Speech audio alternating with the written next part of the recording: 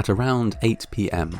on the 24th of November 2009, John Edward Jones, an avid amateur caver, entered the Nutty Putty Caves just south of Salt Lake City in Utah.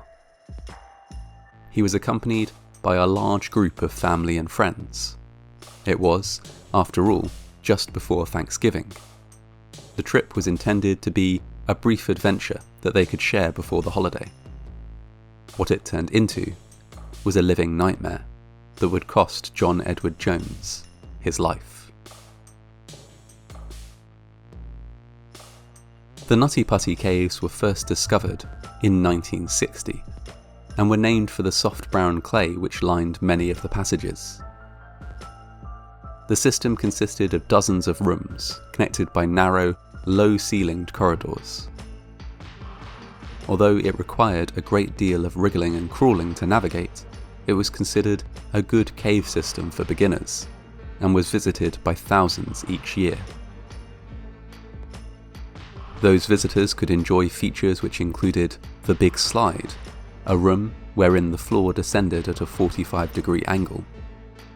There was also the Maze, a confusing jumble of tiny chambers and tight corridors that were fun to explore and contained a hollow rock that was said to ring like a bell when struck.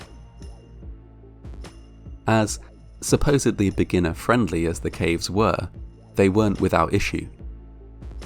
From 1999 to 2004, a number of people, including 2 Boy Scouts, became stuck in tight or narrow parts of the caves and had to be rescued by professionals. These incidents led to some changes in the way the cave was managed. After being gated for a number of years, the caves were reopened with a registration system in place. Groups would have to book online to ensure that cave management knew who was down there, and the caves wouldn't be overly crowded at any one point in time. That was the situation when John Edward Jones and his friends and family entered the Nutty Putty Caves on the 24th of November 2009. Amongst the group was John's brother, Josh.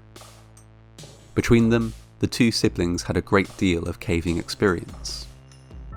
During their childhood, they had gone on numerous underground adventures across the state of Utah, although they had never before visited the Nutty Putty Caves. For almost an hour, the trip went well. The group crawled, scrambled, and inched their way through the caverns, delighted by each new discovery. At around 9 p.m, John found what he thought was the entrance to Birth Canal, a well-known stretch of the caves, so named because of how tight and narrow it was. The passageway which confronted John certainly fitted that description. He squeezed inside and wriggled forward. When the narrow crevice took a downward turn, he hesitated for only a moment. The narrow space looked as though it might open out a little bit further down, and besides, he was sure that he was in Birth Canal, a passage which he knew could be safely navigated if he just kept his nerve. Unfortunately, John wasn't in Birth Canal after all. Instead, he was wriggling headfirst down an uncharted tunnel in a different part of the caves, a tunnel that had never been charted specifically because it was far too small. Unaware of the danger, John crawled onwards until he couldn't. When he realised he was stuck, he was head down in an almost vertical passage, the diameter of which was smaller than a front-loading washing machine. He couldn't move an inch. John's brother Josh was close behind him and soon realised something was wrong. When he learned that John was stuck, he first attempted to pull him out, but was able only to shift him a few inches. Realising that the situation was beyond them, Josh raced back out of the caves to fetch help, while another friend waited by John's side. Within hours, rescue teams were on site. They were faced with an intensely difficult operation. It was now midnight, and pitch black outside the caves as well as in. The place where John was stuck was incredibly narrow, meaning that however many resources were available, only one person could get close enough to access him at any one time. John remained as calm as was possible under the circumstances.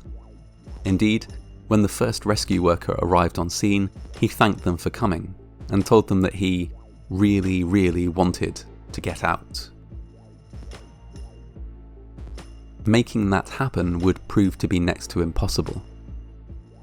Rescue workers attempted to drill out the rock around John, but were able only to widen one small part of the passage by a few inches, even after hours of labour. Abandoning this idea, they rigged up a system of ropes and pulleys.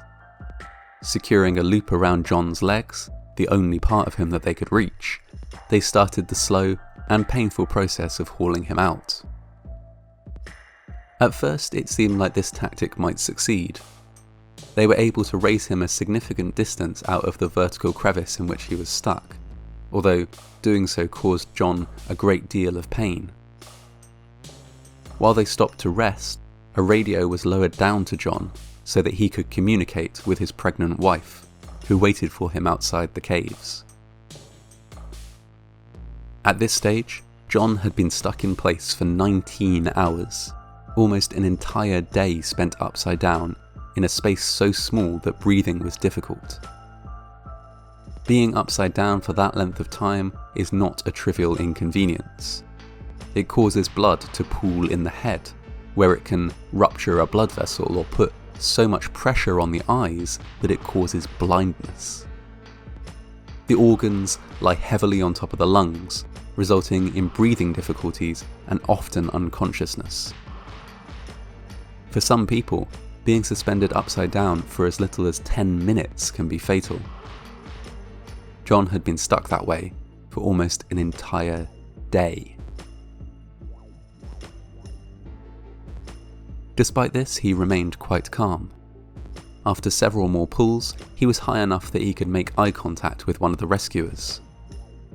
When asked how he was faring, he said only, "It sucks. I'm upside down. I can't believe I'm upside down. My legs are killing me." At this stage, exhausted and in agony as John was, the possibility of escape must have seemed like a very real one.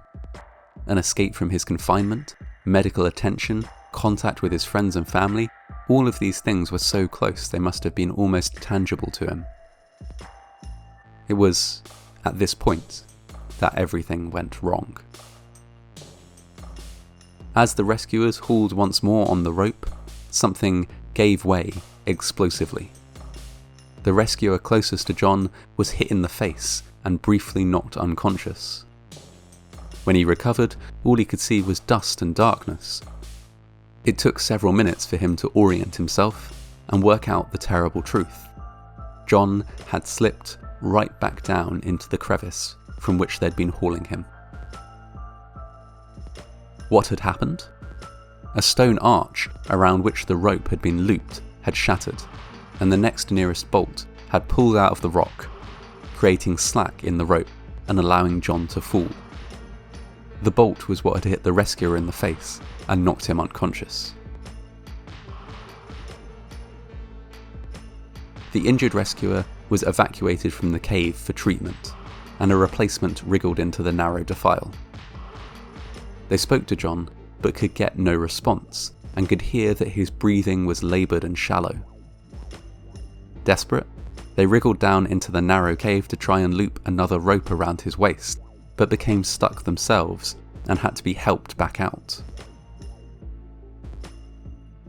A doctor was escorted down into the caves to assess John as best he could.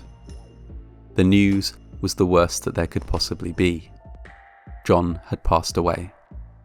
Despite a day-long rescue effort involving dozens of workers, the confinement and the inversion had taken its toll. He was declared dead at midnight on November 25th.